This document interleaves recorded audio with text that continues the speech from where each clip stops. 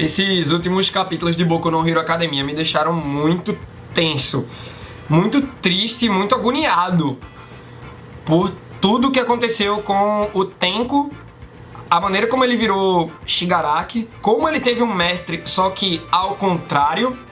Então, galera, vamos estabelecer nessa análise que o Shigaraki, nesse capítulo, ainda é Tenko, porque eu quero chamar ele de Tenko o maior tempo possível, porque agora ele é o Shigaraki e eu tenho muita fé que o Deku um dia resgate o Tenko dentro do Shigaraki.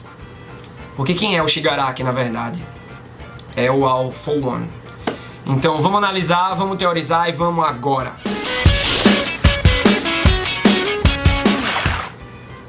Eu fico tenso realmente. E lembra de seguir o All Blue no Instagram e no Twitter. Vai dando like aí e se inscreve no canal para mais Boku no Hero Academia. O anime vai voltar em outubro e a gente vai analisar, hein? Conto com vocês. Bom, estamos ainda acompanhando a trajetória do Tenko após o incidente. A gente vê que logo no início desse capítulo ele saiu vagando como um mendigo, né? E ninguém tava querendo ajudar o menino. É o cotidiano. Isso acontece comigo também. Você tá passando com pressa, tá caminhando, tem um objetivo. Você vê um mendigo, você vê alguém passando a necessidade e você não tem tempo pra parar. Isso é muito triste. A gente não pode estabelecer isso como normal. São outros seres humanos precisando. E é triste a situação em que o garoto se encontra, né? A gente vê que uma senhorinha vai tentar ajudá-lo, mas quando ela vê a cara do Tenko naquele momento, o menino tá baixado. Quando ele vira, vocês estão rindo da minha cara agora, né? Cara de pateta da moléstia, mas o menino, velho, dá um medo do caramba, pô. O Kohei, o autor de Boku no Hero Academia, sabe muito desenhar os rostos do Tenko Shigaraki, né? Agora Tenko. E aí a senhorinha que ia ajudar o menino diz: aposto que a polícia ou uns heróis vão vir aqui pra te ajudar. E sai, velho, porque ela tá com medo, né?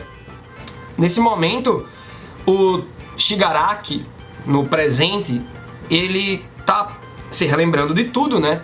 E vai pensando sobre as problemáticas de uma cidade com uma baita densidade. É muito povoada, é gente pra lá e pra cá, então as pessoas não têm tanta empatia. Sabe um dos exemplos maiores que eu sinto assim, tipo de pressa que ninguém liga pra ninguém? É o metrô de São Paulo. Não se ofendam, paulistas, eu amo essa cidade, a maior parte do fandom do All Blue tá lá, mas é um lugar que me assusta, sabe? O metrô em hora de pico, tipo 5 da tarde, 6 da noite, né? Você pega o metrô de São Paulo, é muita gente, ninguém liga pra ninguém, a galera já sabe pra onde ir. E às vezes me dá uma ansiedade muito grande tá lá. É uma cidade com alta densidade, né? Tem muita gente naquela cidade, em São Paulo, então é normal a gente ver isso. Em Recife é um pouco assim também. Recife é menor que São Paulo em questão de densidade, mas a gente já rola isso, né? Realmente são problemas de cidade grande. Quanto maior, fica pior, né? A questão da empatia, da humanidade das pessoas. Mas na Anime Friends, eu senti que o público do All Blue é empático e humano pra caramba, que vocês foram incríveis, viu? Mas bom, continuando. Os heróis não vieram, como a gente bem sabe. Ninguém quis ajudar o Tenko. E ele até se pergunta, e se alguém tivesse me ajudado naquele momento? Sabe o que ele diz, na verdade? Se alguém tivesse me estendido a mão naquele momento, será que ia adiantar alguma coisa? Porque as pessoas iriam morrer. Se alguém segura a mão dele, com a quirk, com a individualidade da decadência despertada, ele ia fazer alguém morrer de repente, né? Não antes do incidente em que ele foi o responsável pela morte de toda a sua família. Não antes, mas agora sim, tocou com os 5 dedos, matou. Então, não ia ter jeito. É aí que vemos o encontro do All for One com o Tenko. O Tenko tava debaixo da ponte. Ele realmente virou um mendigo, assim. É muito triste a situação dele. Ele virou uma criança de rua, uma criança necessitada, né? E eu me pergunto como o All for One rastreou o Tenko. Porque Ele foi até o menino porque ele sabia que era neto da Shimura Nana. Então, com a ajuda do cientista, deve ter tido algum jeito. Porque não foi um encontro do destino. O All For One não estava andando debaixo de uma ponte. Não tinha porquê. Ele todo engravatado e tal, com os dinheiros e poderes que ele tem, ele não ia estar andando ali por acaso. Aí bate o olho no menino e vai fazer uma boa ação pro All For One, né? Tá transformando o menino no vilão, na verdade. Então, a coisa ainda não tá inteiramente contada. Eu quero saber como o All For One rastreou o Tenko, né? E aí, quando ele adota o Tenko, ele vai falando sobre os impulsos contidos no menino. Que aquilo é que tá causando a coceira nele. E acredito que talvez o Shigaraki não se coce mais a partir desse capítulo 237, né? Então, o conselho do All For One para o Tenko nessa época é: não se iniba, libere os seus impulsos. E aí tem um episódio que uns garotos encrenqueiros lá esbarram no Tenko e chutam ele. Sai daqui, meu irmão, tu acha que a gente não vai bater em tu não? É só porque tu é criança. Os caras lá bebendo, né? Então o Tenko fica meio tenso, ele até cogita fazer algo, mas ele se contém. Olha aí, são os impulsos, né? Que ele tá contendo. E aí ele vai dialogando dia a dia com o All For One. Véi, você conviver com o All For One é querer perder sua humanidade, sua empatia, tudo. Porque o All For One, ele tem uns discursos muito fela da mãe, velho. Que ele fala uma coisa bonita, só que te direciona para um caminho totalmente torpe. Tipo, olha o que ele diz: siga o seu coração, senão você vai se machucar. Parece um bom conselho, né? Só que ele quer que o Shigaraki siga aquele ódio que ele tem dentro do coração. Então, não é o instinto que a gente tem que se apegar. Tem um vídeo muito massa do Bruce Lee, eu de vez em quando coloco ele aqui, sobre o equilíbrio que você tem que encontrar. Se você for apenas para os seus impulsos, você vira um animal. Se você for para o outro extremo apenas, de racionalidade, você vira uma máquina. Então, ó, equilíbrio. É isso que precisa. Então, o All For One foi direcionando o Tenko de uma maneira totalmente errada, né? E ele vai falando que, o All For One no caso, né? Que consciência, moral e ética foram invenções, conceitos criados por alguém que queria governar o mundo. Mas o que importa é o que é que você quer fazer, Tenko. Pô, você não pode dar essa autoridade pra uma criança de tipo, vamos fazer o que você quiser fazer, sabe? E aí o Tenko responde: pô, eu quero matar aqueles dois caras. Pois vá, você sabe o que tem que se fazer. Véi, o All For One é como a gente falou no pré-vinheta, né? O cara é um mestre ao contrário, sabe? E ele dá de presente as mãos dos parentes do Tenko, né? Então, ó, carregue sempre a sua família com você para que esses sentimentos nunca se vão. E aí o Shigaraki mata os dois meninos. Daí mostra o All For One tendo um papo com o cientista, né? E o All For One explica o motivo dele ter presenteado o Tenko com aquelas mãos, né? Ele diz que aquelas mãos servem para piorar o sentimento do Tenko em relação a essas lembranças que ele tem.